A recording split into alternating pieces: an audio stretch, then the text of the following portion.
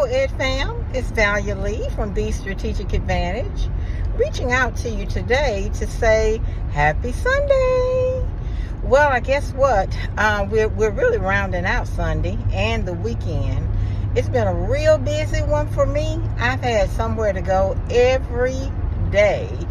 And now I'm setting my sights on the upcoming week.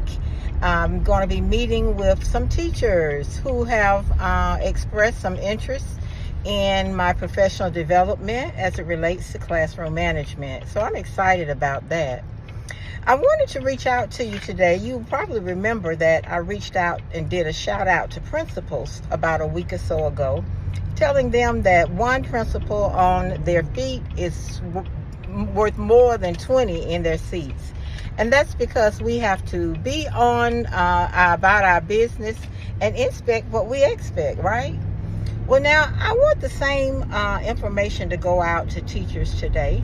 I want to tell you, I've heard some kind of disturbing news from different TikTok posters and Facebook and Instagram posters. Some people are already getting frustrated and concerned about the school year, and it's just started. You may have seen a video I posted just last week about a teacher who's already been arrested and terminated. This person had taught 30 years, but in her frustration, she threw a shoe over at a group of students, and it hit one and caused injury. Ladies and gentlemen, students are going to try us. They're going to work our last nerves.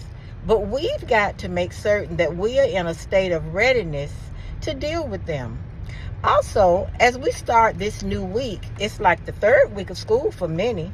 And so you already know who's who, what they're going to do, and what your expectations are for them, and what you can, focus on in terms of redirecting them so that they will make better choices in the classroom. You might even want to consider new seating arrangement.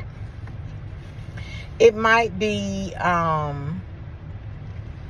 pairing someone who's very quiet with someone who's pretty much rambunctious, if you will. You know these kids by now, who needs what and who's going to give you what. So make certain that you use that intel to your advantage.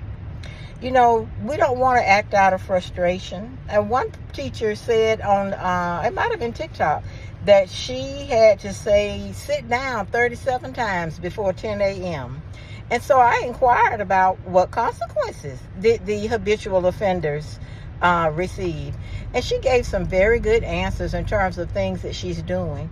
But make certain that as you start the week, you review your expectations and classroom rules with the students. Make certain that they understand what the consequences are for misbehavior or inappropriate behavior. And then dialogue with them. Let them give feedback. And, what other things might we do to better ready our class for everyone to be in a position to learn and, get what you're here for. So at any rate, make certain that you do that. A lot of times we do those classroom rules the first week of school, and then we just get right on into it. And before we know it, we're at Thanksgiving or fall break, and things have gotten out of hand. Don't let that happen to you. Go ahead on now and set the law down. My mom used to say, you tell them up front, and they won't stick out behind. And then I'm one that believes in what Grandma Moses says, that life is what you make it, always has and always will be.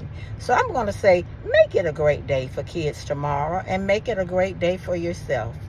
Go ahead and do some of these things that I'm talking about. And I encourage you to go over to my YouTube channel. It's The Strategic Advantage on YouTube.